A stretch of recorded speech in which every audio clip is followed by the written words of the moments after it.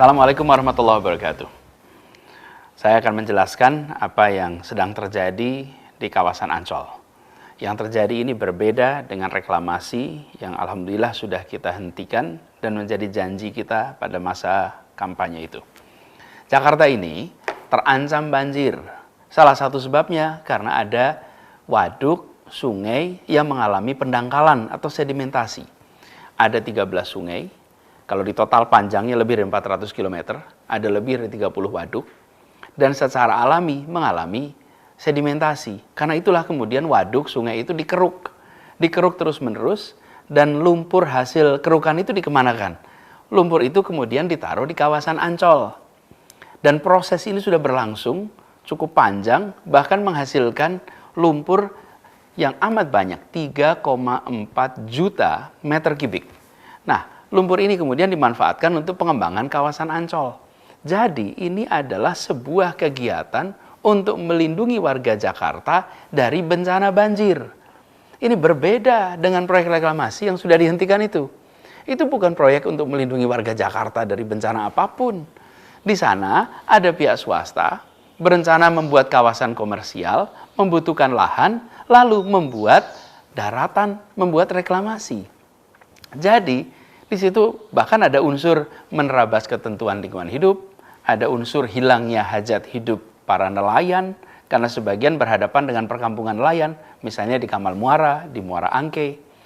Lalu ini juga berhadapan dengan kawasan Cengkareng Drain dan muara Sungai Angke. Efeknya mengganggu aliran sungai ke laut lepas. Jadi bukan membantu mengendalikan banjir, tapi malah berpotensi menghasilkan banjir. Nah, kegiatan reklamasi yang 17 pulau itu, pantai, sudah dihentikan dengan cara mencabut 13 izin atas pantai pulau sehingga tidak bisa dilaksanakan. Lalu 4 yang sudah terlanjur jadi harus mengikuti semua ketentuan hukum dan juga ikut memberikan manfaat bagi masyarakat. Itu janji kita dan alhamdulillah itu sudah dilaksanakan. Jadi alhamdulillah itu sudah tuntas. Jadi kembali kepada soal Ancol ini. Lumpur hasil pengerukan sungai dan waduk itu memang menambah lahan bagi Ancol. Dan penambahan lahan itu istilah teknisnya adalah reklamasi. Tapi beda sebabnya, beda maksudnya, beda caranya, beda pemanfaatannya dengan kegiatan yang selama ini kita tentang reklamasi 17 pulau itu. Dan ini bukan bagian dari kegiatan reklamasi 17 pulau itu. Ini adalah bagian dari usaha menyelamatkan Jakarta dari bencana banjir. Jadi, masalahnya bukan sekedar soal reklamasi atau tidak reklamasi. Masalahnya adalah kepentingan umumnya di mana? Rasa keadilan sosialnya di mana? Ketentuan hukumnya bagaimana? Nah, yang 17 pulau itu tidak sejalan dengan kepentingan umum, kemudian ada permasalahan dengan hukum, ada mengganggu rasa keadilan. Sementara yang di Ancol ini adalah proyek pemerintah untuk melindungi warga Jakarta dari banjir, lalu dilakukan pengerukan sungai, waduk, yang kemudian menghasilkan lumpur. Di situ kemudian muncul yang biasa disebut tanah timbul karena penimbunan lumpur di sana. Jadi pengerukannya oleh pemerintah, pengelolaan lahannya oleh pemerintah, dan pemanfaatannya untuk seluruh rakyat. Jadi apalagi program ini tidak mengganggu kegiatan nelayan, tidak menghalangi aliran sungai manapun menuju laut, dan ini sudah berlangsung selama 11 tahun. Lalu untuk memanfaatkan lahan yang sudah terbentuk itu, yang ukurannya 20 hektar itu, Pemprov DKI harus memberikan alas hukum untuk memenuhi syarat legal administratif. Untuk itulah kemudian Keputusan Gubernur nomor 237 2020 dikeluarkan sehingga tanah itu bisa dimanfaatkan dan bisa dimanfaatkan segera untuk kepentingan publik. Mungkin jadi pertanyaan, bila yang dibutuhkan itu memang hanya lahan 20 hektar, kenapa pemberian izinnya seluas 155 hektar? Jadi begini, pengerukan ini akan jalan terus. Pengerukan sungai, waduk, bahkan ke depan penggalian terowongan MRT, tanahnya pun akan ditimbun di tempat ini. Karena itulah ada kajiannya, dan dari hasil kajian AMDAL, lokasi yang dibutuhkan adalah sebesar 155 hektar. 120 hektar di sisi timur, 35 hektar di sisi barat. Yang juga disediakan kawasan yang nanti akan bersebelahan dengan stasiun MRT di Ancol. Jadi, apa yang dikerjakan oleh Pemprov DKI Jakarta, kemudian BUMD milik Pemprov DKI Jakarta, dalam hal ini adalah pembangunan Jaya Ancol, adalah untuk melindungi warga Jakarta dari bahaya banjir, dan kegiatan ini, perluasan ini bukan dipakai untuk kepentingan eksklusif, sekedar komersial, tapi justru manfaat dari lumpur hasil kerukan itu jadi lahan yang dipakai sebanyak-banyaknya untuk manfaat masyarakat di Jakarta. Lalu selama 11 tahun ini berjalan tenang-tenang saja. Mengapa? Ya sederhana, karena penimbunan ini tidak mengganggu kegiatan nelayan. Kawasan ini jauh dari perkampungan nelayan. Kawasan ini berdampingannya dengan apa? Berdampingan dengan kawasan industri Ancol, dengan pelabuhan Tanjung Priuk, dengan daerah pantai Taman Impian Jaya Ancol. Dan terkait lingkungan hidup, pihak Ancol diwajibkan untuk melakukan AMDAL dan semua kewajiban turunannya. Karena itu saya tegaskan bahwa pelaksanaan pengembangan kawasan Ancol ini memang bukan bagian dari proyek reklamasi yang bermasalah itu.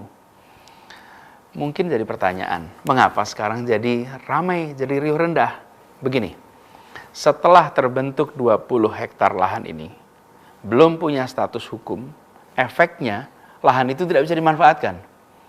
Untuk bisa dimanfaatkan, Pemprov DKI harus mengurus hak pengelolaan lahan. Kemana? Ke Badan Pertanahan Nasional. Dan itu semua membutuhkan persyaratan legal administratif agar lahan ini punya alas hukum dan bisa dimanfaatkan. Itu sebabnya bulan Februari lalu proses legal administratifnya dilakukan. Dan di kawasan ini akan diambil 3 hektar dari 120 yang direncanakan, dari 20 yang sudah ada, hanya 3 hektar untuk membangun Museum Sejarah Nabi. Museum Sejarah Nabi ini akan menjadi museum yang dibangun di tepi pantai, bagian dari kawasan Ancol, dan museum ini akan menjadi museum terbesar tentang sejarah Nabi di luar Saudi. Insya Allah ini akan menjadi magnet bagi wisatawan bukan hanya Indonesia, tapi seluruh dunia. Nah, untuk itu harus disiapkan semua dokumen legal administratifnya agar pengurusan lahannya bisa dilakukan, agar pembangunan bisa segera dilaksanakan. Lalu mungkin ada pertanyaan, mengapa perlu ada perluasan Ancol? Ya, kawasan ini memang dirancang untuk berkembang sebagai pusat kegiatan wisata. Bukan saja bagi Indonesia, tapi harapannya bagi Asia Tenggara, bahkan Asia. Ancol saat ini ukurannya sekitar 200 hektar. Setiap tahun ada lebih dari 20 juta pengunjung. Manfaat ekonominya bagi Jakarta amat besar. Jadi, lahan yang sekarang terbentuk akan dimanfaatkan untuk pengembangan, dirasakan manfaatnya bagi masyarakat luas, dan bukan cuma untuk Museum Sejarah Nabi, tapi ini menjadi kawasan pantai terbuka untuk masyarakat. Dan kita ingin kawasan Ancol ini menjadi yang terbesar dan yang terbaik sebagai kawasan liburan di Asia. Jadi, dikeluarkannya Kegub ini untuk memanfaatkan lahan yang sudah dikerjakan selama 11 tahun dan sama sekali tidak mengingkari janji. Justru ini menjadi pelengkap bahwa kita memang mengedepankan kepentingan umum, mengedepankan ketentuan hukum, mengedepankan keadilan sosial. Proses pembangunannya pun tidak merugikan nelayan. Dan kawasan ini terbentuk dari lumpur hasil pengerukan sungai untuk mencegah banjir. Jadi semuanya mengikuti ketentuan hukum yang ada. Dan pelaksananya pun adalah BUMD milik Pemprov DKI Jakarta yang harus mentaati semua ketentuan hukum termasuk ketentuan AMDAL. lalu nantinya menjadi pantai yang terbuka untuk rakyat, kawasan liburan bagi semua. Dan insya Allah bisa menjadi pusat liburan bagi masyarakat Indonesia, bahkan Asia Tenggara. Jadi ini penjelasan saya terkait dengan kegiatan yang sedang berlangsung di Ancol. Sekali lagi saya tegaskan, insya Allah semua janji itu telah dan akan terus dilaksanakan. Semua ikhtiar dilakukan untuk melaksanakan amanah ini dengan sebaik-baiknya.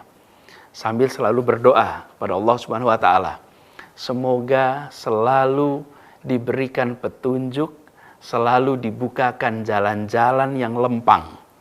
Dan saya berharap dari semua, mohon doakan agar bisa amanah dalam menjalankan tugas ini. Terima kasih.